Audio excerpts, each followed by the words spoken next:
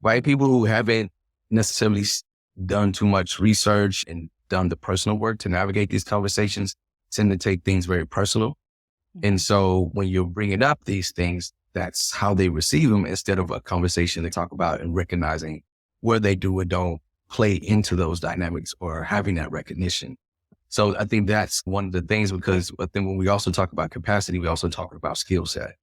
You can't develop the skill set if you never are in the moments to develop the skill set. So that makes it another challenging space to navigate, which makes it even the more important, because if you do study, if you do, you see the impact of these power and privilege and oppression in terms of how it impacts decisions that are made, policies, how people are getting promoted, how organizational culture is developed. We see how that is impacting and it's detrimental to people's livelihood. I'm gonna stop right there because this needs to be a several part series. We should just stop here and because there's so many different directions that we can go with what's being said.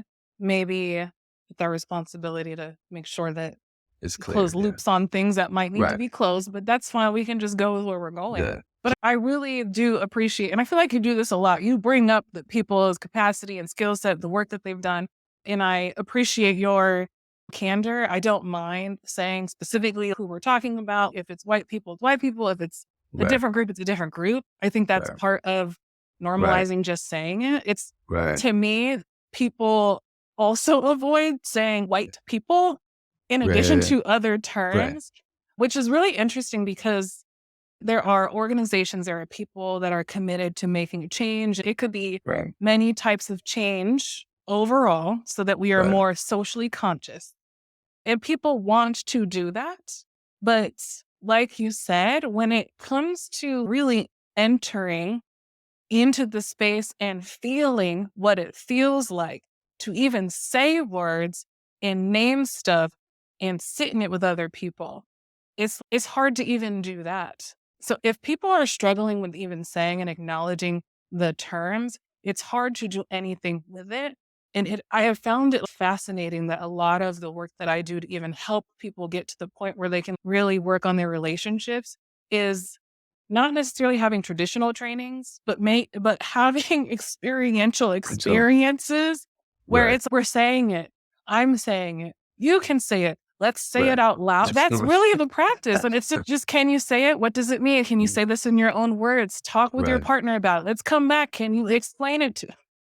And it makes people so uncomfortable. And I'm fine if this is where you're at in the work, but this is a piece of it. And then you're going to have to take this and use it in real life scenarios. With people that you are connected to or collaborating with and problem solving with and whatever the case may be.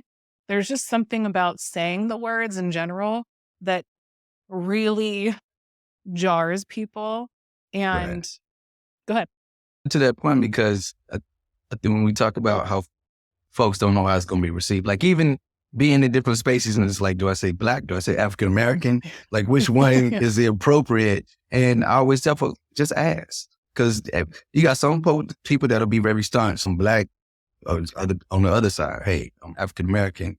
Or you got some people just, okay, either one. That's for the other people title anyway. We didn't name ourselves that. So it really depends on the person and awareness. And the only way to truly navigate these conversations at times is to really just lean in. And at the same time, I can recognize those moments when, for lack of a better term, folks come with a seemingly dumb question, right? Yeah. But it's the true essence of ignorance, because you're not knowing, not done any research to find out or anything like that.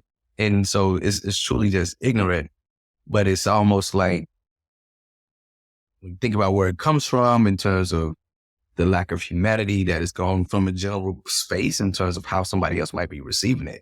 Like all of that becomes a part of this, which makes it such a convoluted experience when folks are trying to navigate it and makes it more challenging. But my phrase as of late is sometimes you got to go through it to get to it. And that's just the reality of it. Like you can't be stuck on trying to get the right results as opposed to going through the experience of feeling your way through to see what it is. Like sometimes that's going to be the only way that you really understand how to sit in this space. And even in that same space, it might mean if you come from white culture or dominant culture, putting yourself in places where you're not the dominant person. That's a part of understanding how, how other people are experiencing things. You might not need to walk in those exact shoes, but what is walking into the feeling of those shoes look like? What is that space?